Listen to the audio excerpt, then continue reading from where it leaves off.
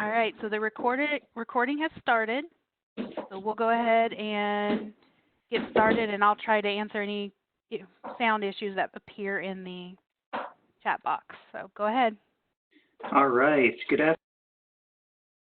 Thank you for joining us today. I hope you are all staying safe and remaining as socially isolated as you can, and I'm happy to see you all here. Today we are going to talk a little bit about pests that you can manage within your garden.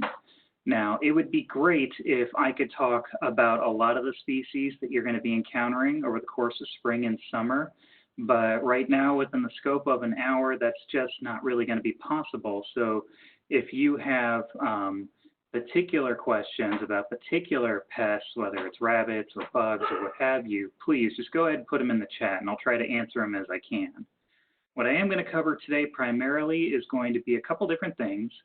First, we're going to talk about what you see right now, integrated pest management, and how you can use that to help protect what you're trying to grow. And we're going to take a little bit of a look at damage being done and how you can identify the damage being done and use it to inform you as to what kind of pest is attacking your garden. So let's just dive right into integrated pest management, or IPM, and you'll hear us educators talk about this quite a bit. Oops, sorry. There we go.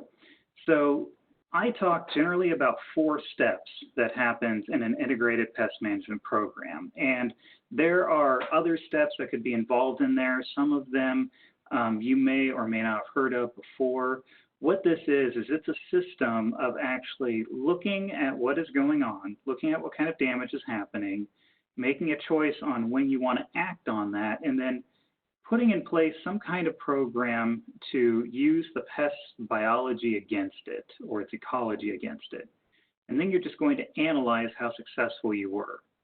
Now what I'm doing, like I said, I do here is I just break it down into 4 steps to make it a little bit easier to digest. But I would encourage you all, if you have additional questions, please ask your extension educators or your local master gardeners, and they can help you a bit more with this as well.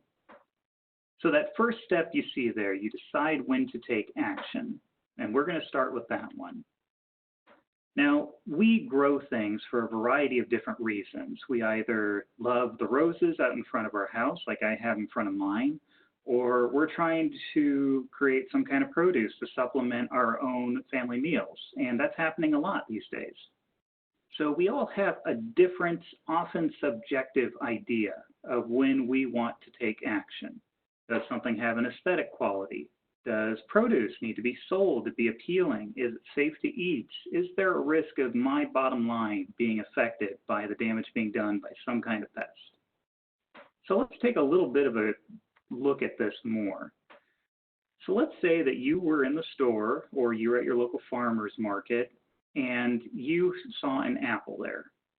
About how many pests, how many insects would you find acceptable on that apple within the store?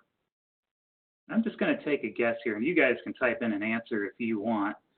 But I'm going to take a guess and say most likely you are going to have 0 insects that are going to be acceptable on that apple when you look at it in the store.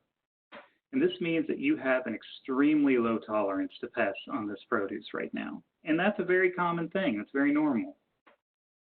What if we compare the apple to, say, some potatoes? What if there was a little bit of damage? What if the potatoes were a little beaten up? How accepting would you be of those potatoes then?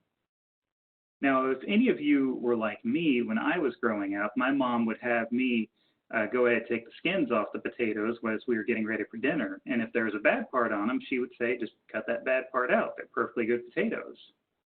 I'm guessing a lot of you probably experienced something similar, which means we have a little bit better tolerance for what we're going to accept on those potatoes as we go.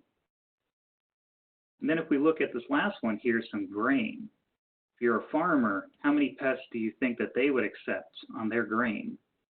Well, farmers have access to a lot of different resources that tell them very exact numbers of how many insects per plant within a given stand is going to be acceptable, because the farmer, he's not looking for how good does this grain look in the store.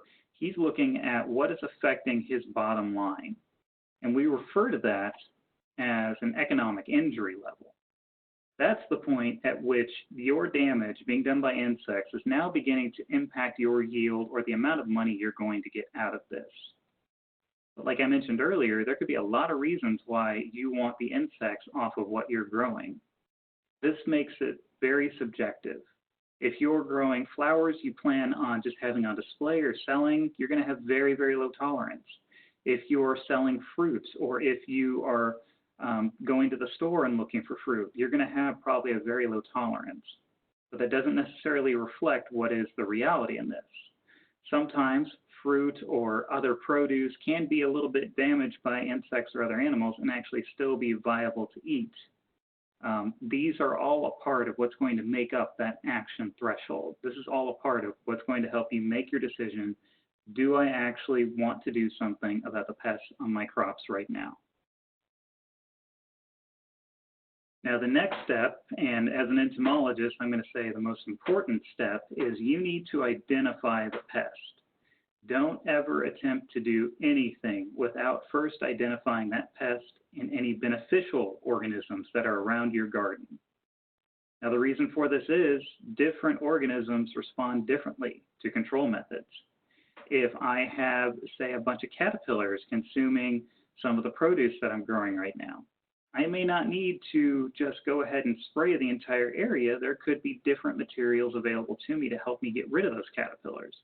And the caterpillars may not necessarily be doing damage to a growing plant. They could be acting on some other part of the plant. And what if there are beneficial organisms that are actually eating those caterpillars for me? What if I have a bunch of aphids and they're actually being consumed by lady beetles that are currently on my crop? You want to know how this pest acts, what's its behavior, what's its ecology.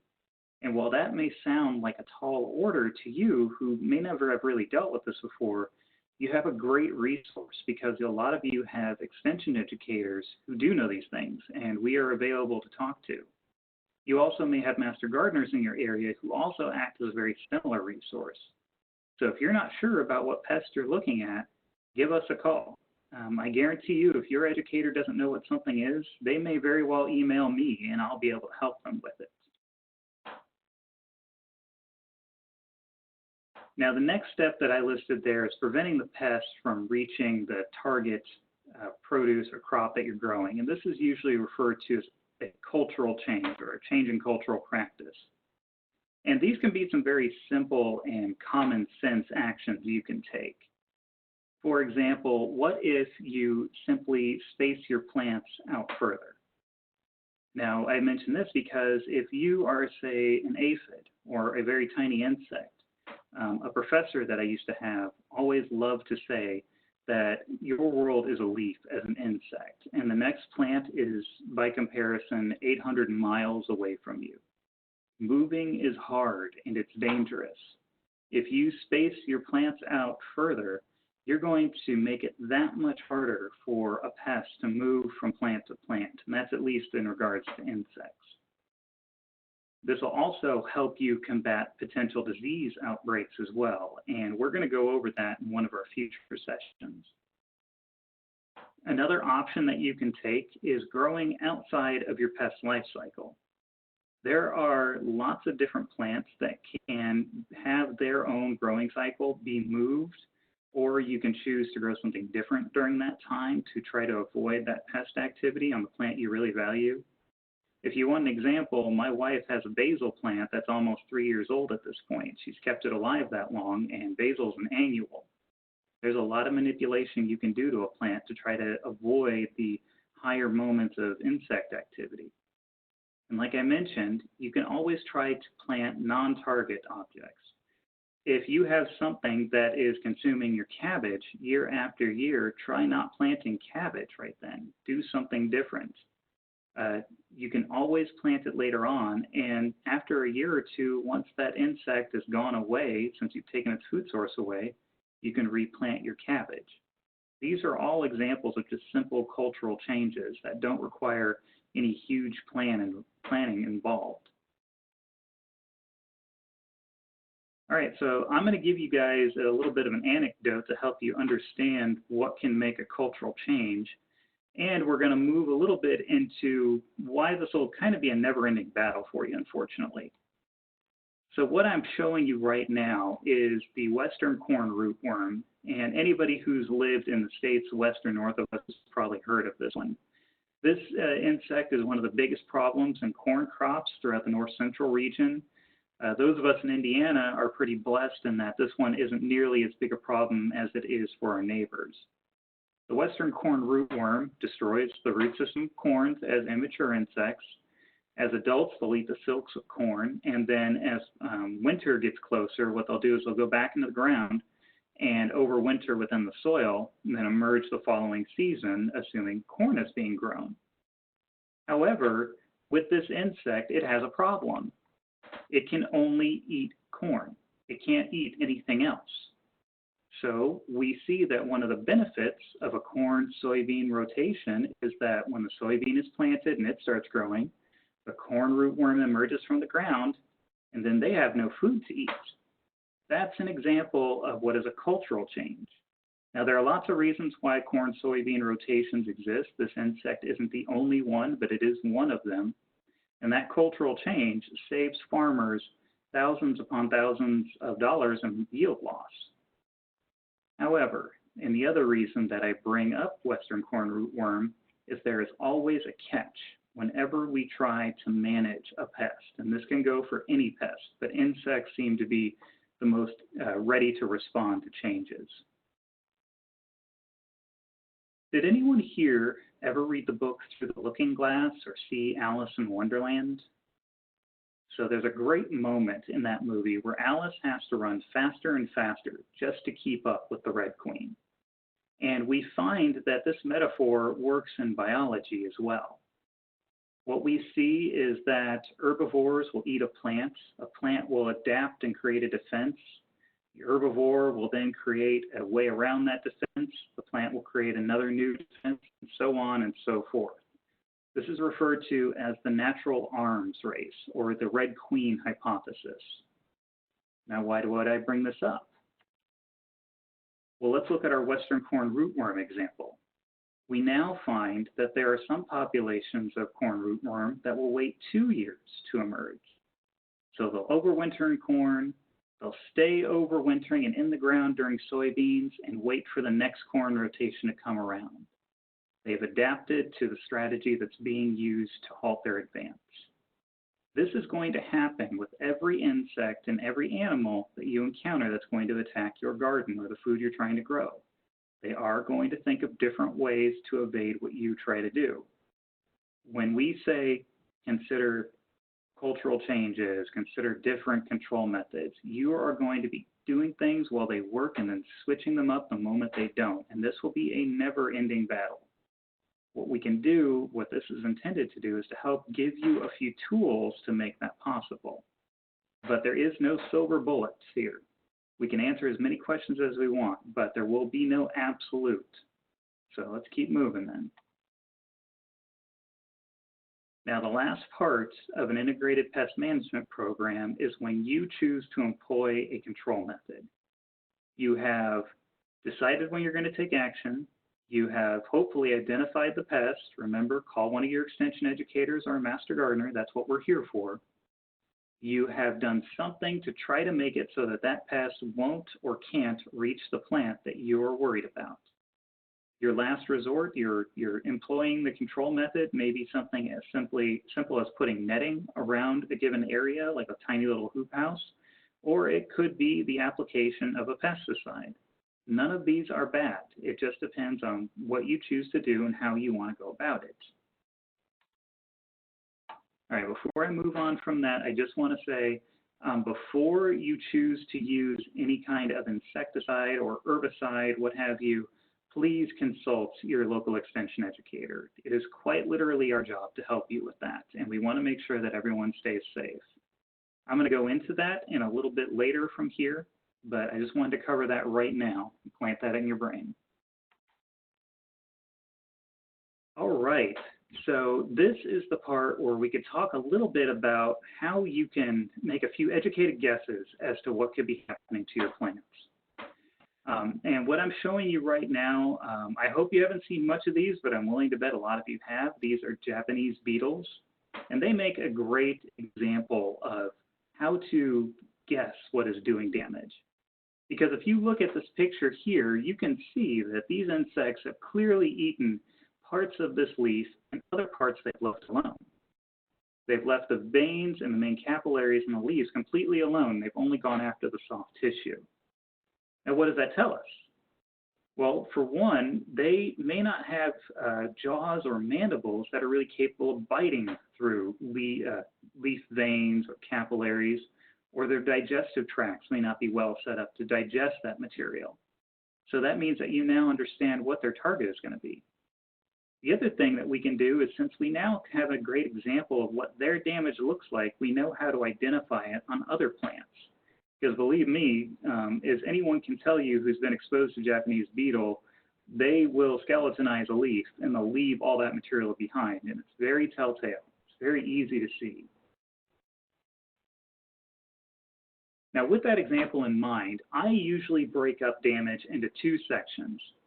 So our first section here is going to be our chewing damage. This is damage done by organisms, not just insects, that have some kind of organ for ripping, tearing, shredding, or leaf mining into some kind of plant. This could be anything from what we see the Japanese beetle do to deer coming through your garden and chewing plants off down to the ground. The other section or the other group that I often talk about is done by what's referred to as a piercing, sucking mouth part. And this is done by insects. This is where the damage being done to a plant is being done using a penetrative organ, often referred to as a rostrum. And what the insect will do is it'll put this organ, just like a hypodermic needle, into the plant tissue and drain out the liquid inside of it. And it'll end up leaving this very odd, mushy leaf behind, and eventually it'll end up being these dried up, crumpled leaves. And I'll show you a little bit what that looks like in just a moment. All right, so I talked about our example of chewing damage, our Japanese beetles. Here's another great example of chewing damage. Anyone take a guess what caused this? Go ahead and type in the chat box. Tell me what you think that this is. And Jenna, help me out. If someone types something and I don't see it, let me know. We're getting rabbits. Lots of rabbits. Yes, absolutely. You guys you don't even need to be here today. You already know what I'm talking about. Yes, this is damage done by a rabbit. Now, this is not a picture I took. The pictures in this presentation, I should say, I can't take credit for. This is being done by a lot of people who work in the field. And in this case, this was taken by someone who had a good eye for rabbit damage. And you can clearly see that the branches are clipped off at a certain length. They're not taken down to the ground. They have left the stems there. So the plant is alive, but it's pretty damaged. And most likely you're not going to get a whole lot of action out of this particular plant. That's an example of chewing damage. That is damage being done by an herbivore that can rip, shred, or tear something apart. So what about this one? What do you think this looks like? If anyone has seen this one before or knows what it is, please let me know in the chat box. You'll typically see this on stone fruit. If you have apples, pears, plums, and peaches, you will get this probably in just a couple of months when the fruit really starts to develop. Does anybody have a guess? Jenna, are you seeing anyone reply there? I just got one that says fruit bat. Oh, and another one that says bird. Fruit bat and bird. That's a new one. I have not heard those before. I don't know what damage by a fruit bat looks like, so I can't say that, but it is not done by a bird. This is, you're close, some kind of worm. You're not far off. What this is it's damage done by an insect called a Plum Curculio. This is an insect that belongs to a group of beetles known as Weevils. And what happens is that insect will use its mouth parts to cut a hole into the flesh of the fruit and into a kind of flap that opens up. It'll then lay an egg inside of that fruit, and the larva will develop and then begin eating the fruit from the inside out. This is when we call fruit or even grain weevily. And you know that it's no longer safe to eat because there's an insect that's alive in there. It's eating the fruit. It's unfortunately doing its business inside the fruit. So we can't call this fruit safe to eat anymore. So whoever said some kind of worm, that was an excellent guess. Okay, so some examples of piercing sucking damage. How to prevent it? That's a good question I just saw there. How to prevent that? Let's go back for a moment. Weevils are very difficult to prevent, unfortunately. Most of the time, we deal more with weevils attacking grain. So you'll often, if any of you has been a part of a farming business or is a farmer right now, you know that if weevils enter your grain, the grain is going to get docked pretty heavily. It's not easy to get rid of them because they are very, very solid, and they have a lot of armor to protect them. And by the time the damage is actually happening, the egg has already been laid inside the fruit, so you could hose it down with as much pesticide as you want. You are not going to touch the larva inside of there, and the adult is already long gone. One of the methods I've seen to try to prevent it is simply bagging each developing stone fruit into netting as it begins to develop, and that should prevent the weevil from being able to access the fruit. However, if you have a lot of apple trees or a lot of peach trees or cherry, etc., you may run into a problem. That is a lot of netting to try to put on there. There are a few insecticides that you can add to fruit to act as a preventative. For example, neem is actually more of a repellent than it is an actual toxicant, so that could potentially reduce the presence of these insects. But unfortunately, there is just no good end to that story right there. They are very challenging to get rid of. The best thing that I would suggest you do when looking at Plum Curculio or things similar to it is to monitor for them. You can set up sticky traps that can hang in your trees, so that way you can keep a constant count on the numbers that you see appear in that sticky trap. And as the numbers begin to rise, you can make, in individual trees even, you can make the decisions on whether you want to try to put netting on that tree, whether you want to try to actually apply a repellent or toxicant to try to reduce the damage that these insects can do. And of course, anytime you do make that kind of decision, please make sure you follow the label directions on whatever you're doing. All right, so our piercing sucking damage. This one is one of the most common instances of damage that we see in gardens because it's done by insects that are very numerous, they're very cosmopolitan, and there is no place really in the world that's free from this kind of insect. What these insects do, like I said, is they have an organ known as a rostrum that acts just like a hypodermic needle. It'll insert this organ into the leaf tissue, and you can see the little black spots on the surface of this leaf. Those are where that organ has been inserted into the tissue. They'll begin to drain out the cells of the plant from their contents, and that's how they get most of their food, which is primarily sugar and only a very tiny amount of protein. As the insects continue to attack the plant, you will notice that the plants will grow pale. They'll be very mushy on the outside, moist. They'll look as though they've been drained by a vampire. And honestly, the metaphor is pretty apt because that's exactly what is happening. In the end, what you'll see is that the structure of the different leaves will begin to collapse as they just shrivel up. There's no liquid to help them hold their structure. Their cell walls have been lysed and damaged, and those leaves are just done for. They may still be green, but they aren't really alive. They aren't really helping the plant perform photosynthesis like it should. What's worse is that you will often see these insects attack fruit. And what we call this is called cat facing. What happens is the insect will go ahead and attack the fruit, and it'll collapse the fruit from the inside out. It'll form these brown spots within the flesh that no longer support the tissue above it, and as the plant begins to, or as the fruit grows further and further, it'll just kind of grow around that collapsed area. It's called cat facing because often when you see examples of that damage being done in the early stages, it'll put dimples on the flesh of the fruit that will kind of resemble the face of a cat. Now there is a caveat to this one though. When we were talking about the Plum Curculio, I told you that the damage being done by the Plum Curculio rendered the fruit completely inedible. There's an insect alive inside. It was defecating within the fruit as it ate, so it was no longer safe to eat. However, when a fruit is cat-faced, if you look and you cut it open and you look inside, you'll find brown spots where the plant was being eaten, but if you cut out that material, that fruit is actually still safe to eat. And I know a lot of you may not like that idea. I've had plenty of people give me a little bit of a disgusted look when I mentioned this, but it is true. The fruit will be safe so long as you clean it, you remove the bad parts, and you can still turn the apple into applesauce or any number of things. So that's a choice that you'll have to make as you go through. Okay, wow, I went through this much faster than I intended to. All right, so the next thing that I want to talk about here is going to be methods of prevention.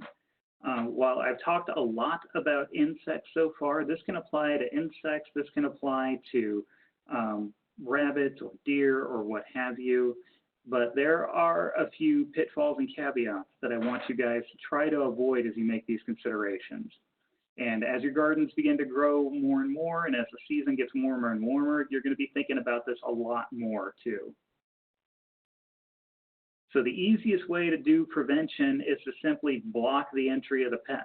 We use the example of wrapping your fruit in netting or bagging it in netting to try to prevent insects from reaching it. You can also put up rabbit fencing along your gardens. Oh, I see a question just came up. Someone asked, what insect caused cat facing? That's actually a really good question. I should have dove into that a little more, I think. So I'm going to roll back my slides here a bit, show you the example. This insect that you're seeing right now, this can cause cat facing. The insect that's being shown is a brown marmorated stink bug. All stink bugs have a rostrum, and that's how they feed. However, there is a large set of insects, and if we have time, I'll pull up another PowerPoint so I can show you guys a little more. There's a large set of insects that can do cat facing that all have similar organs.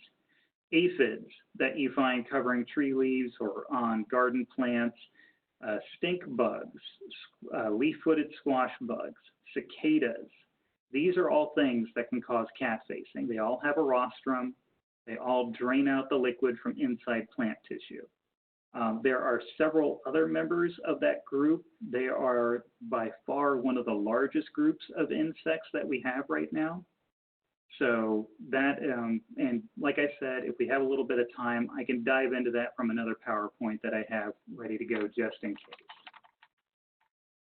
And then I saw someone mention that yes, fencing does work well with deer. That's a very common one to put up deer fencing. It can help with some other mammals too, occasionally, depending on how much they can tolerate the fence. Some animals can bust through the fence, chew through it, what have you, to try to reach the food source. Another way to do prevention, and this counts for both insects, mammals, and other organisms, is remove the food source. If there's something around your garden that acts as a potential food source or a potential burrow or someplace where they can hide, get rid of it. Don't give them the option of having a safe space where they can get access to your garden. Keep the grass mowed down. Mind what you have within the area around the garden. For example, if we look at my backyard, I have landscaping that's right by my garden that my wife plants flowers and other plants in every year. However, try as I might, I can't convince her not to put those in that area because they give harborage to different pests that could potentially hit that garden. You want to make sure that there is no safe passage to be able to get access. A lot of the mice, voles, and other small mammals that will hit your garden have very particular pathways that they will use to try to reach it. Take a look at your yard. See if you can see the vole run in your yard if you have them. See if you can see the path that the rabbit is constantly taking to be able to access your garden. Oftentimes, these will be around the edges of your property, depending on where you set your garden. I know a lot of us will have just like a nice little corner that we put our garden and our compost not too far away from it.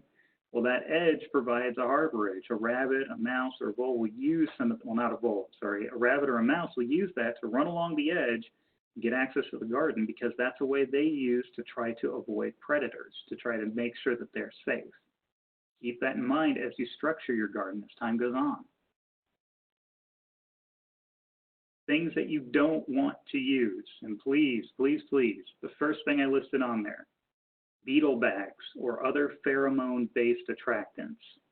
So for those of you who don't know, pheromone is it's what we refer to as a chemical message that's being sent by one organism, and it will send a message to another organism that's able to receive it.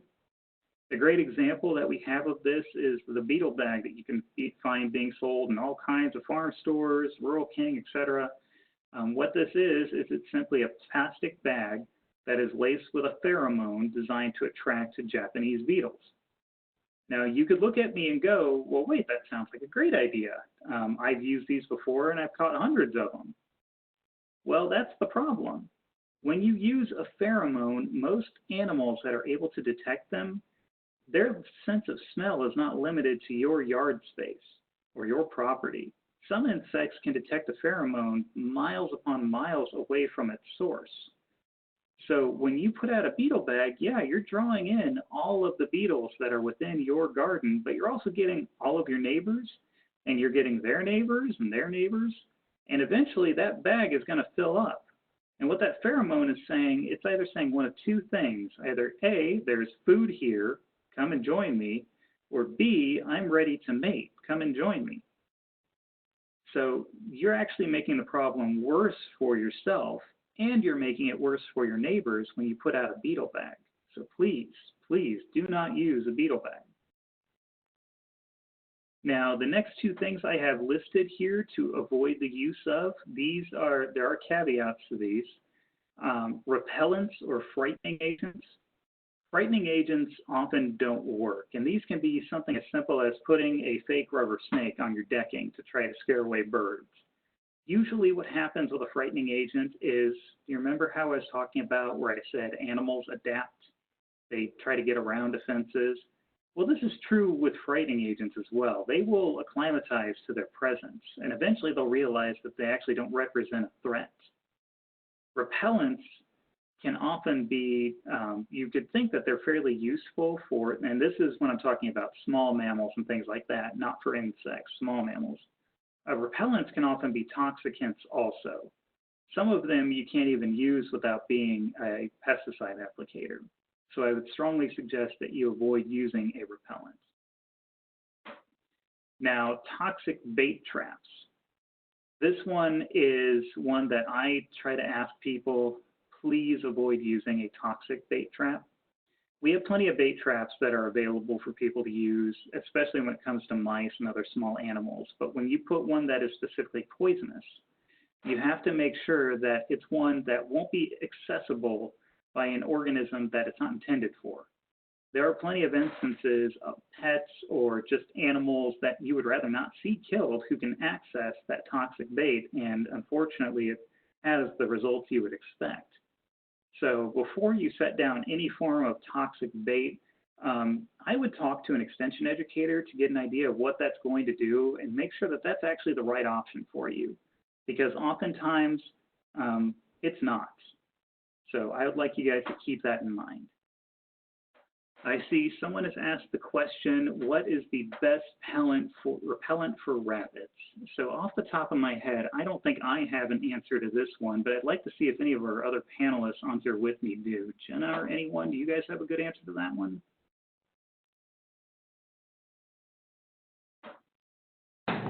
Yeah, this is Phil Cox in Vermilion County. Yeah, there's no really good repellent. Best that they would be temporary, and finding one that'd be registered for something that you could actually eat would be challenging also.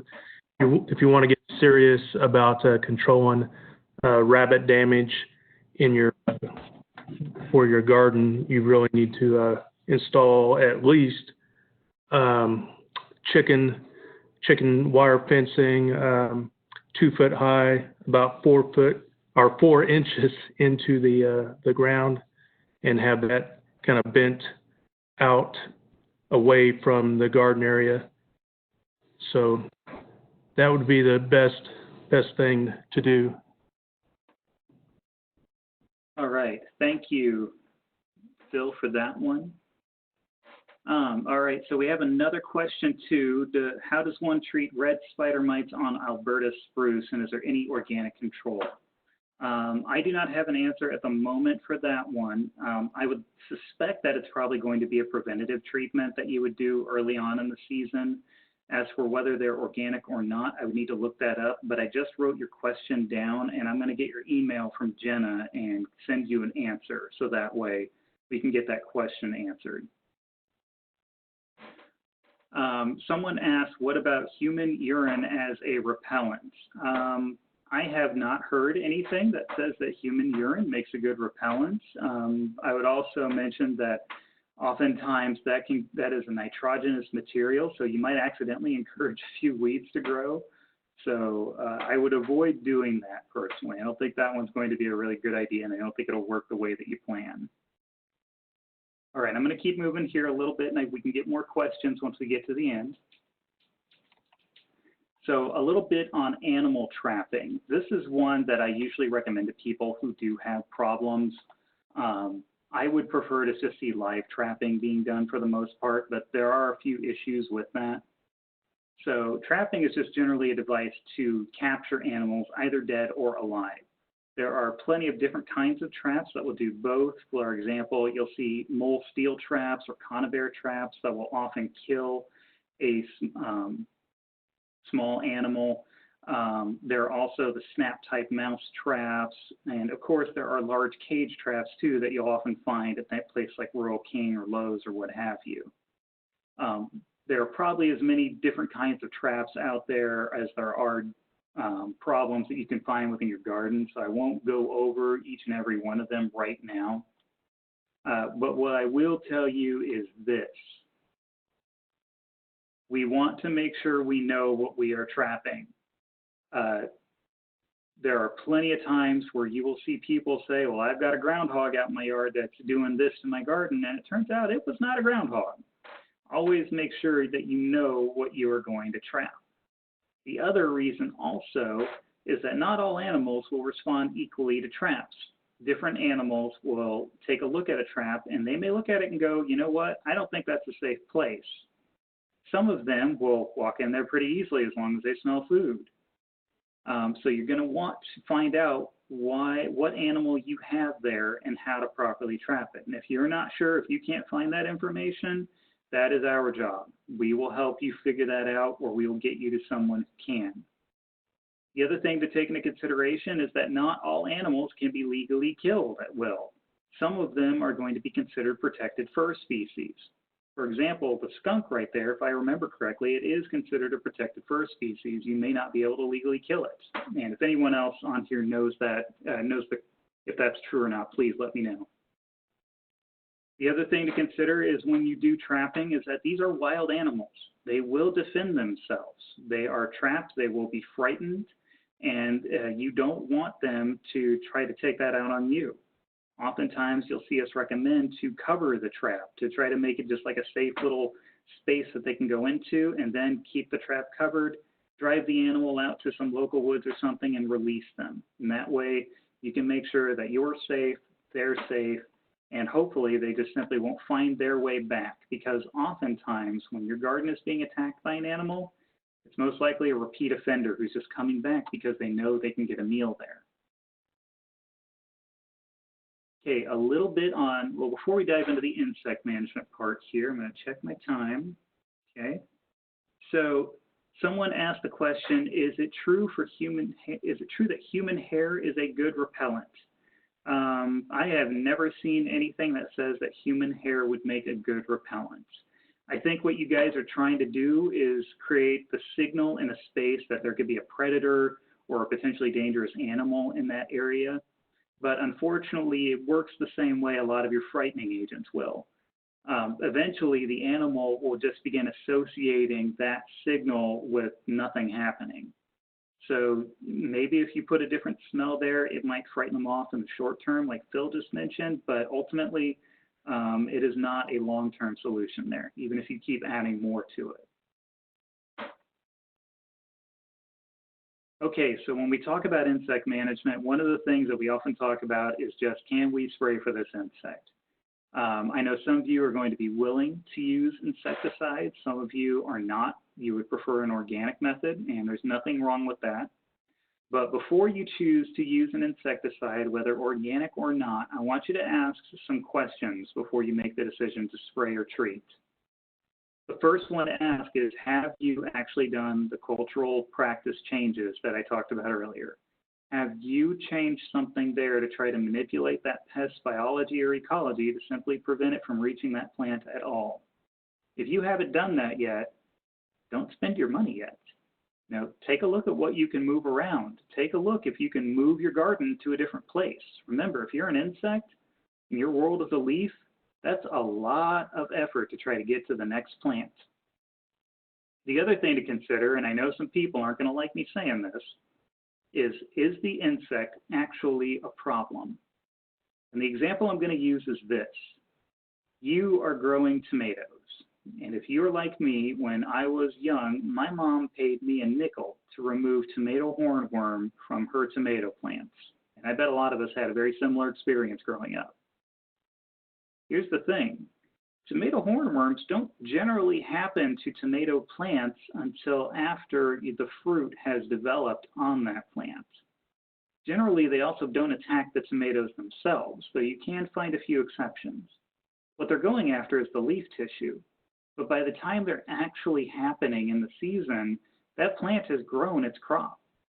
So you have to ask the question, are tomato hornworms that big of a problem?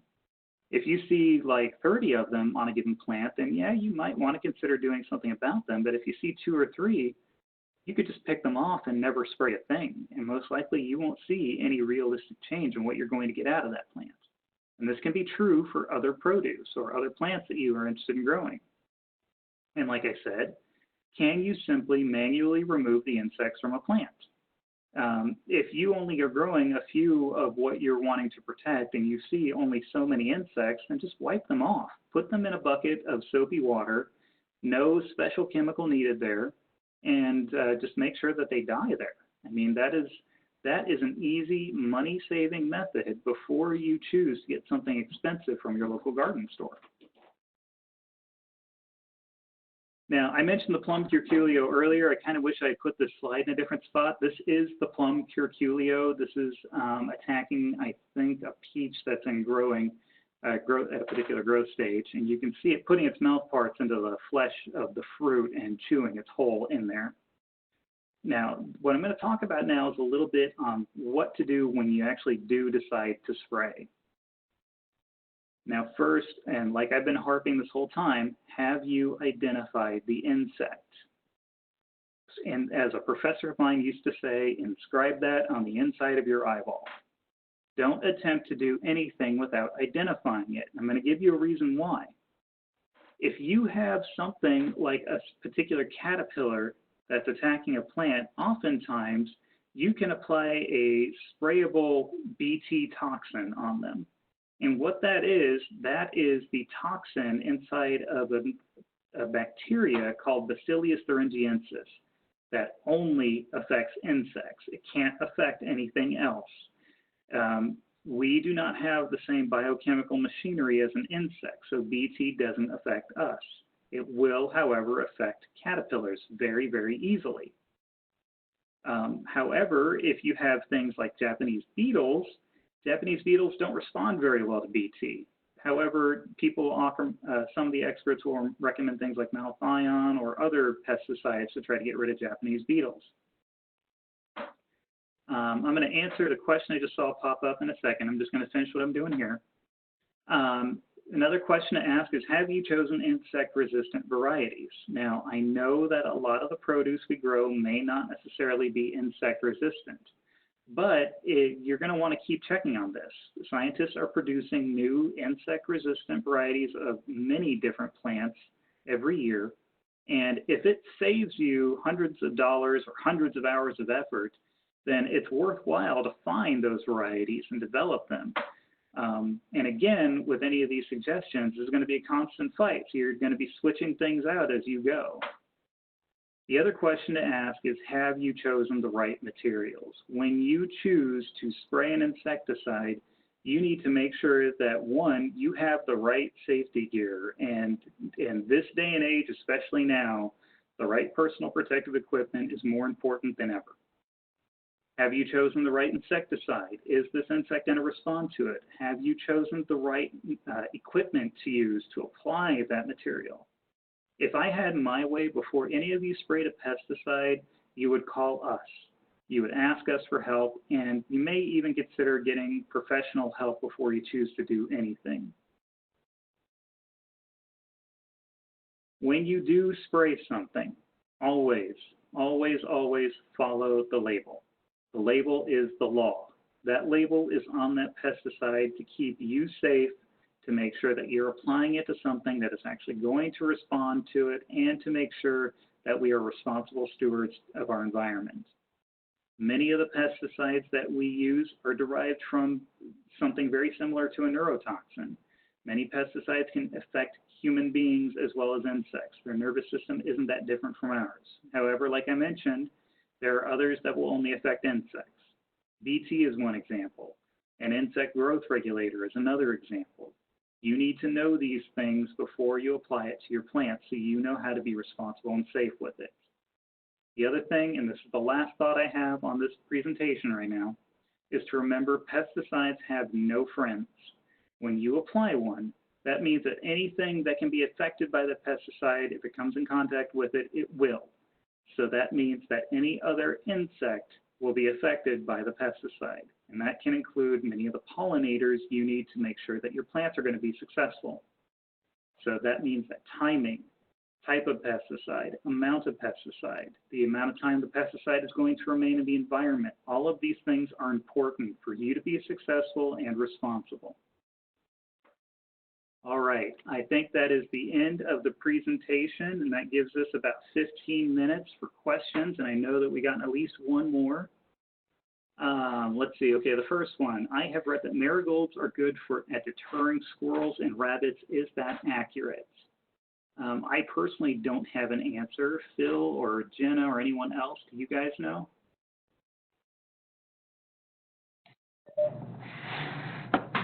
Yeah, most mammals like rabbits and deer, they do not like marigolds, so they won't bother the marigolds.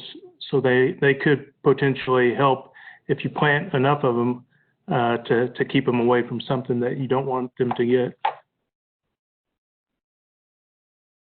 Okay, that's interesting. I didn't know that. So you learn something new every day.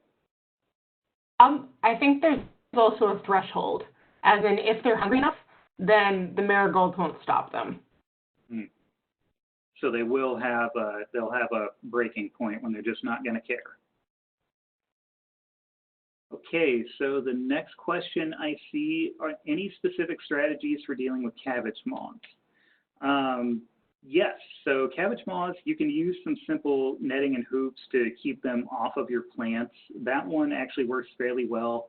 The cabbage moths aren't really big into breaking into protected areas very easily. So if you just put a net over like a raised bed or a row that you have going, that will help do a lot to prevent cabbage moths from reaching your plants. They should also be susceptible to BT insecticide. And like I said, that won't affect human beings, and the BT won't last very long in the environment. So that will help eliminate the caterpillars that are consuming whatever plant you're trying to protect. What companion plants are suitable for insect and vermin repelling? Well, we heard about the marigolds just a moment ago, and to me that would be a good strategy to use there. To repel insects, there are not many. So usually what I would think about, and I'm just spitballing a little bit here, is I would consider things that would attract monarchs.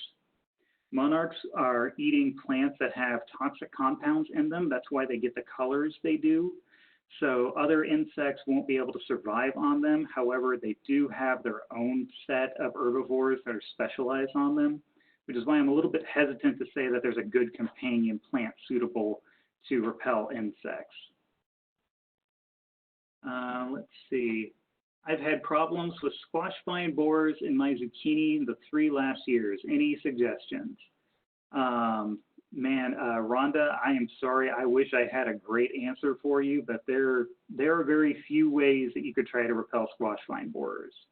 The first thing that I would do is I would look at the amount of damage the squash vine borer are doing. For example, I grow spaghetti squash here at my home, and they get squash vine borers every year. Now, what I do is I look at it and see how many I have. If there are only a few borers on there, it's entirely possible that you're still going to get fruit out of that plant. However, the big problem comes when you get a lot of infestation, which can just kill an entire set of vines so easily. You would consider their preventative treatments, applying neem oil to the squash vines early in the season as they're developing. You're going to want to keep an eye out for a moth known as a clearwing moth. It's red. It's going to resemble a paper wasp a little bit, but they're harmless. Those are the adults. The minute you see one of those moths near your zucchini, that is when you want to make sure you have your prevention agents in place. So try to keep your eyes open with that. Try to bear with it and see if you can look into some of the any possible resistant varieties there. I would also encourage you to try to diversify what's growing in that area to encourage predators. They are not good with predators, and there are different insects that will attack them if they land. Let's see, so this leads into the next question fairly well from Spencer. Are there plants or structures that help attract the right type of insects? Don't ladybugs eat pests? So yes and yes, but what I would say here, it's not so much the right type of plant or structure to get the right type of insect, it's more you want to diversify what you're planting. If you have beautiful clean rows of all the same thing, that's great, except you have a monoculture there. And monocultures do not encourage diversity. You're going to want companion plantings of just different things, a good variety of stuff that's going to interact well with the other plants you have there to encourage a diversification in the types of life right there. And that will help you get more and more insects in. And it's going to be a little bit of a trial and error because different populations will respond differently. And as to your other question, don't ladybugs eat pests? Yes, lady beetles are extremely good predators. They will eat aphids like popcorn, both the adults and larvae. And one of the things that I'm going to add to that too, here in Indiana, we often talk about in early summer the sweat bee. A bee, something that resembles a bee or a wasp that likes to hover right in front of our faces and we think they're going to sting us. Those are actually hoverflies. They are great pollinators, and their young are also predators, so please don't kill them. They will also help you out. Let's see, do wheel bugs or kissing bugs do any damage to plants? No. Wheel bugs are predators. They are a part of that group I mentioned earlier that has a rostrum, except instead of going after plants, they go after other insects or very, very small mammals, and they are very good ambush predators. If you see them, I would definitely strongly advise you not to poke them. They will not distinguish between you and a potential prey item, and it hurts. Trust me, I'm speaking from experience, but they do not damage plants. Now, kissing bugs in general, those I wouldn't expect to see very often within your garden. We only get so many instances of them. There are different species that belong to that genera, and a few of them are here in Indiana, but I don't want you guys to think that we have a kissing bug outbreak or something like that. I would more expect to see wheel bugs than anything else. Let's see, you have neem oil. What is the most effective plant to use it on for protection? I don't know if there's one plant that's better than another to increase the efficacy of neem oil. Really, neem oil is going to be more dependent on what the environmental conditions are. Is it very hot? Is it very wet? If you're going to apply the oil to a plant, you want a period of time where it's not going to be raining every other day and where the temperature isn't too high, like 80 plus degrees. The warmer it is, the sunnier it is, the faster the oil will break down. But it's kind of a window, really, because if it goes below a certain temperature, like as cold as it is now, it may not really be that effective either, but you're also probably not seeing that many insects. So I can't say that there's a particular plant that's going to enhance its efficacy. Let's see. I help with a local high school greenhouse. The plants have been inundated with whiteflies. Solutions have used weak alcohol neem solution, which have limited to no effect. That is a hard one because normally I would say neem is a good solution there. You might consider a limited release of biocontrol agents like a predator within that space. If it's within a greenhouse, you would just need to keep in mind that the predators are going to do what they're going to do. They may not necessarily do exactly what you wanted. That one is a tough one. Whiteflies are always a challenge within a greenhouse. You're basically going to want to stick to something like neem. If they aren't responding to that, there could be other potential repellents or pesticides to take a look at. I would talk with your extension educator a little more, maybe see what kind of research can be done to get you something there. Okay, so I'm going to move on to the next one. I'm sorry. Let's try this again. What is BT and where is it purchased? So BT, it stands for Bacillus thuringiensis. It is a toxin that is derived from that bacteria. What it does is it interferes with an insect's ability to digest its food. It basically makes their gut ineffective and they die from it. It can be purchased at a variety of stores that carry it. There should be products labeled for general use that contain BT. And it just depends on what stores around you may carry it. Check out your garden stores, check out your farm stores. You may find some there. What pest is diatomaceous earth effective on? Diatomaceous earth, for those of you who don't know, it's a very, very fine powder. It enters into the plates of an insect and its breathing orifices very easily, and it chokes them up. It makes it hard for them to move. It is effective wherever it is not wet. It is not poisonous. It's not toxic in any sense. But the problem is that in order for that very fine powder to work, and this is also the same, this is also true for kaolin clay, which you'll often see suggested for produce, is that if it rains or gets moist, that very fine powder then turns kind of into mud. It doesn't keep working that way. So I would say use it when it's dry as you can get it. And that's when you're going to get the best effect out of it. Let's see, Sylvia, you said you introduced Lady Beetle and it didn't help very much. Sylvia, why don't you try emailing me the full story on what's going on with your greenhouse, and I'll see if I can do a little research and look into what potential options could be there.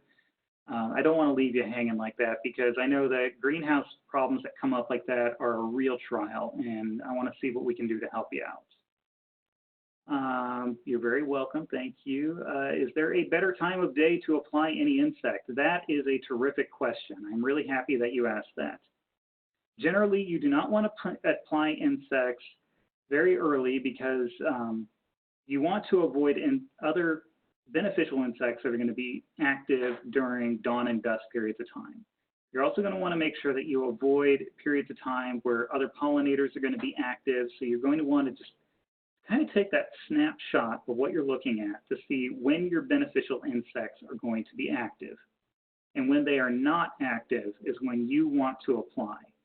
Now, I wouldn't recommend applying at night. There's going to be an issue with dew coming out, and there are going to be insects that are going to be active then. You're also going to want to make sure that when you apply, it is not windy, and it's not going to rain within the next 24 hours. If it is windy and you choose to apply a pesticide, you could potentially cause a pesticide drift incident. You also want to make sure that there's not something going on we refer to as a temperature inversion.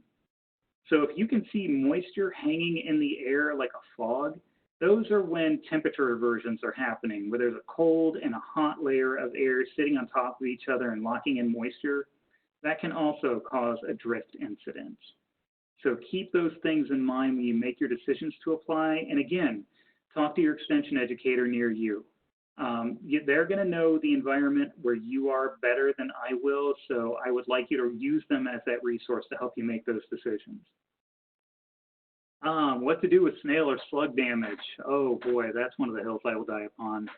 Watch for the snails or slugs. Pick them off. I generally don't like using the repellent materials or the toxicant materials that would affect them. I don't think they're very effective personally. I would just as soon have you physically remove them, which I know may be a little distasteful, but really I think that's going to be the best way. And then monitor for eggs around or on plants to try to destroy any potential instances of slugs developing and other insects too.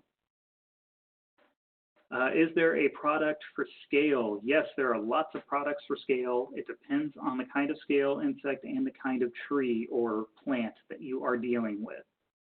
So you're going to want to make sure that whatever you get is labeled. And one thing that I will warn you about is that scales are notorious. They are very armored and very well protected. So it may be a bit of a challenge to remove them. And sometimes if you have a very bad infestation of scales, they could have done enough damage to the surface of the plant. You may already be looking at another challenge as well. Is praying mantis a good bug? All bugs are good bugs, yes, but the praying mantis is a predator. So if you have one, they will eat lots of insects. They are not as good as, I would say, other predatory insects, but they will do the job. You probably won't see many of them within a given area because they are very territorial in some senses. And I've heard praying mantises can be a sign of good luck. What do I suggest for cucumber beetles when you see a lot of them? Generally, that would be an instance where I would go ahead and probably apply some kind of spray application. Cucumber beetles have several types of sprays that can be effective on them, including synthetic pyrethroids. Those are the ones that I would generally recommend if you were trying to do organic. I would wash your plants like crazy and try to find any instances of egg laying and consider introducing some predators to that area. Cucumber beetles aren't quick, but they can be pretty prolific. Do cucumber beetles lay eggs in the soil? If so, what can you do to prevent them from reemerging? Move what you are planting. Yes, cucumber beetles lay eggs in the soil. Their young will be in the soil and they will overwinter in the soil because they are only one species removed from that western corn rootworm that I was telling you about. The other name for cucumber beetle is southern corn rootworm. So what I would suggest there is if you've had them for a few seasons, move your garden. Let those things reemerge and find no food whatsoever. Use the same trick that our farmers have been using. That will knock the population down.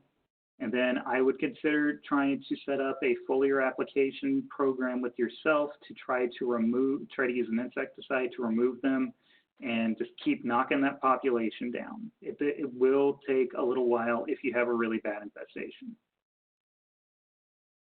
All right. Bob, you actually still have more questions. Woohoo, all right.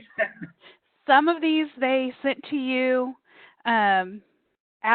or sent just to me, and then some they also forwarded on to you a second time, but I'll try to keep it to just the ones I don't believe have been answered.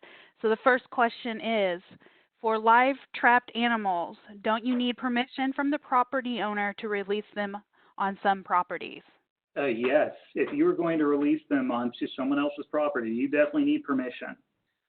This is one of those moments where I would say talk to your neighbors. Make sure that they are not going to care. You definitely want to make sure that you don't go onto someone else's property or do anything to it without permission. Yeah, also, they're supposed to be released in the same county that they were trapped in, as well as getting permission from the property owner. Excellent point, Phil. Thank you. All right, the next one. Any thoughts on motion-activated sprayers? Uses sensor that sprays water when pests like rabbit or deer enter the garden area. Now, I believe that they are not supposed to be very effective. Amy or Phil, if you guys, do you have a better answer to that one?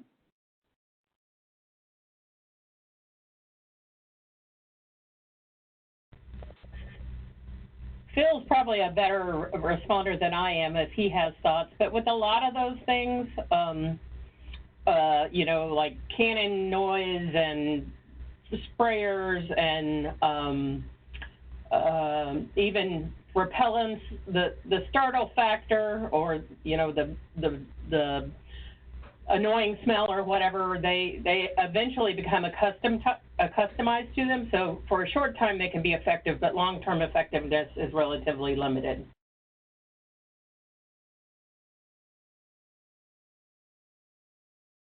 All right. What's the next one, Jenna? And this one you may have covered, but what can you do about tomato worms? Yeah, we did cover that a little bit. Like I said, manual removal remains the best way to get rid of tomato worms, hornworms. But like I also said, kind of look at how much damage they're actually doing and remember the time of year when they're doing it. If you're into late July, August, and you have tomato worms on your tomatoes, if they're not eating the actual fruit, then what are you losing there? I use your best judgment. And if you want to just be absolute and have no tomato worms, period, manual removal, like I said, remains the best way to do it. All right, here's the next one, and it has several parts to it. I planted a lot of native wildflowers that were mowed down by rabbits. I've been told that they need to be protected just when they are young and tender. First, is this accurate? Second, how can I do that and have it be attractive? Fencing my wildflowers defeats the purpose of having wildflowers. Would repellents like plastic snakes work long enough for this period?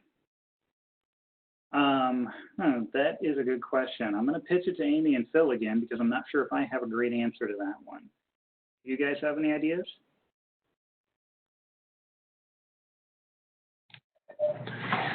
Well, when they're tender and just starting to grow, you could use the repellents that are labeled for that particular species of critter, and they would work trying to get them past the tender growth stage, like in the spring, and that would be a good use for the repellents.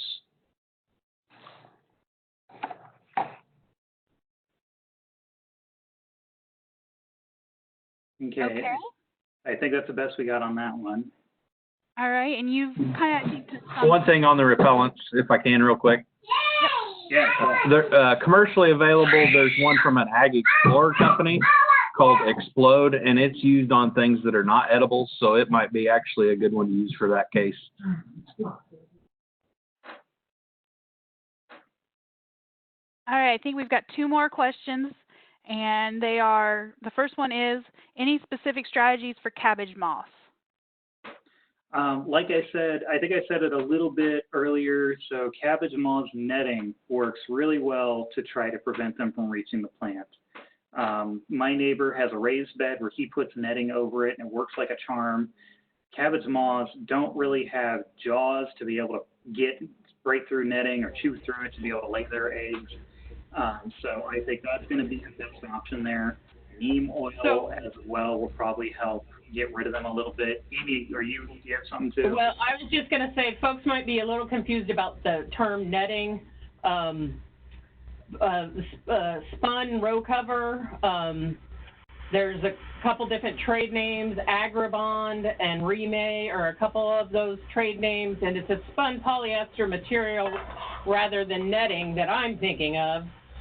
Bob may be thinking of something different, but it provides a pest barrier while allowing light and water to penetrate so your crops continue to grow. And with the cabbages, of course, you don't need to allow pollinators to enter, so they're really effective that way. Thank you, Amy. That is exactly what I was thinking of. All right. So I kind of lied because we've had one more question come in. So I guess we still have two questions. One of them was, what about preventing dogs out of the garden? So generally I would have if they are not your dogs, I would have that conversation with your neighbors to try to get their animals under some kind of control so they're not going in your garden. As for your dogs, they're going to be limited to the same things as other organisms or other mammals would, fencing, etc. Unfortunately, you're not going to find a repellent or anything like that labeled for a dog specifically, I'm guessing. and they're going to have the same acclimatization to frightening agents as other animals would as well. They probably, in fact, would be quicker because they are so used to human presence. But yeah, I would try to talk to your neighbors about whose dog may be getting out, or maybe consider trying to fence yours away from the garden. All right, and the last question is, does neem oil harm honeybees? That is a good one. Neem is generally a repellent. It does have some toxic properties. I would choose to err on the side of caution and say that yes, it could potentially be harmful to honeybees, but I would also want to look it up a little bit more just in case. Regardless, if it is not directly toxic, it would be repellent, so it would probably keep them away from potential foraging sources. All right, that's all the questions that have come in. All right, thank you all. Love your questions. Thank you for being here.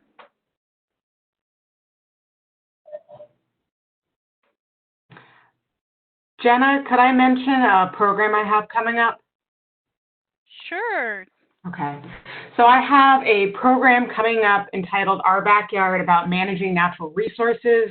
We're going to talk on April 21st about spring pond maintenance. And Bob, you're going to talk about our spring pond maintenance. Then on the 28th, we're going to talk about invasive control. And then on May 5th, reforesting your woodlands with Phil Cox. So these are all at the 21st, the 28th, and May 5th at 11 a.m. And I will put the registration link in the chat box, but you can also get it from the Beagle County Extension page as well as our Facebook page.